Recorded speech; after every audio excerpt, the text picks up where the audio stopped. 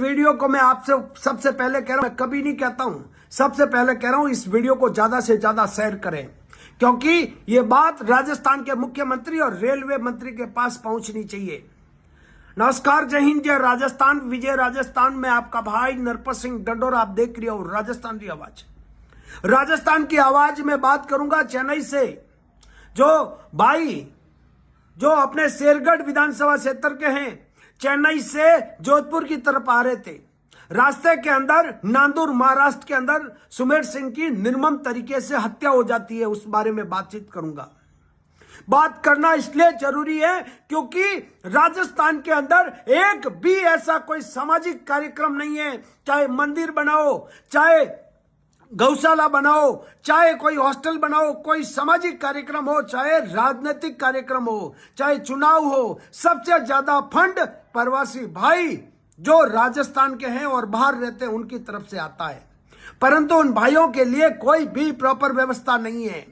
चेन्नई से अपनी बहन की शादी के लिए सुमेर सिंह अपनी बहन की शादी के लिए खुशियों का माहौल के अंदर चेन्नई के अंदर मिठाई का व्यवसाय करते हैं और वह राजस्थान की ओर आ रहे हैं। रास्ते के अंदर और भी उनके साथ में कुछ राजस्थानी महिलाएं थी, उनके साथ में नहीं थी, परंतु उनके पास में सीट पर कुछ राजस्थानी महिलाएं और कुछ राजस्थानी भाई बैठे थे।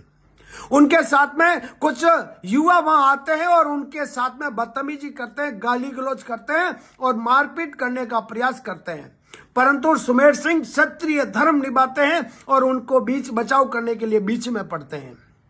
जब सुमेर सिंह बीच में पड़ते हैं तब उनकी कासुनी ज्यादा हो जाती है। उसके बाद में वह युवा महाराष्ट्र के अंदर नांदूर के अंदर अपने दोस्तों को फोन करते हैं। 20-25 जने नांदूर रेलवे स्टेशन पर हथियार लेकर पहुंच जाते हैं। सबसे बड़ा सवाल कि रेलवे स्टेशन के अंदर हथियार लेकर वो लोग कैसे अंदर घुस गए।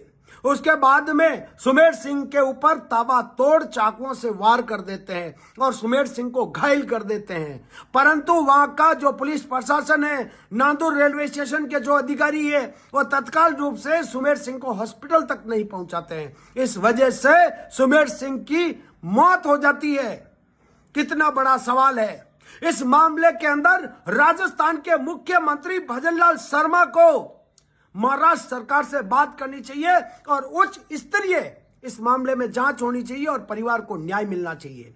इस मामले में रेल मंत्री अश्विनी जी वैष्णव को भी इस मामले के अंदर संज्ञान लेना चाहिए, क्योंकि आप रेल मंत्री हो और आपकी रेल के अंदर कोई व्यक्ति सवार करके जोधपुर की तरफ आता है, वो आपकी रेलवे के अंदर बैठा है और उसके अंदर जाकर कुछ युवा उनके ऊपर ताबड़तोड़ हमला कर देते हैं, उनकी हत्या कर देते हैं। अश्विनी जी वैष्णव साहब, इस मामले की जांच करवानी चाहिए आपको उच्च स्तरीय, और जो भी परिजन है, इनके परिवार के लोग हैं, उनको न्याय मिलना चाहिए।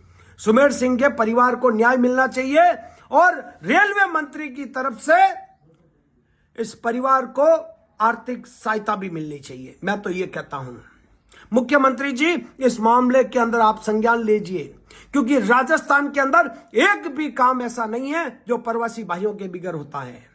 नेता जब चुनाव होते हैं तब प्रवासी भाइयों के पास जाते हैं, बड़े बड़े वादे करते हैं उनसे कि हम लोग अगर चुनाव जीत गए तो आपको वहां से ट्रेन डायरेक्ट शुरू करवा देंगे, इस बार आप हमें चुनाव जितवा दीजिए। कैलाश जी चौधरी ने तो मेरे पास वो वीडियो पड़ा है, जब मद्रास में जाकर लोगों से वादा करते हैं, प्रवासी भाइयों से वादा करते हैं कि आपकी बाड़मेर जालोर से होते हुए साउथ इंडिया के लिए डायरेक्ट ट्रेन की व्यवस्था करवा देंगे। परंतु यहां तक प्रवासी भाई नहीं प्रवास के अंदर सुरक्षित हैं और नहीं वहां से आने वाले जो रेलवे मार्ग से आते हैं वहां पे भी सुरक्षित हैं। आए दिन अहमदाबाद के अंदर उतरते हैं और वहां पे रिक्शा वालों से माथापड़ी करते हैं जो चेन्नई के लोग आते हैं। इसलिए मेरा निवेदन है, राजस्थान के अंदर भारतीय जनता पार्टी की सरकार, महाराष्ट्र के अंदर भारतीय जनता पार्टी की सरकार और केंद्र के अंदर भारतीय जनता पार्टी की सरकार, तीनों जगह पर भारतीय जनता पार्टी की सरकार है और इस मामले में संज्ञान लेकर सुमेर सिंह के परिवार को तत्काल रूप से न्याय मिलना चाहिए और आगे ऐसी घटना घटित नहीं हो उसके लिए व्यवस्था होनी चाहिए। तो आप सिर ठोक देना ताकि मुख्यमंत्री भजनलाल शर्मा तक बात पहुंचे और वो इस मामले के अंदर संज्ञान ले। जय हिंद।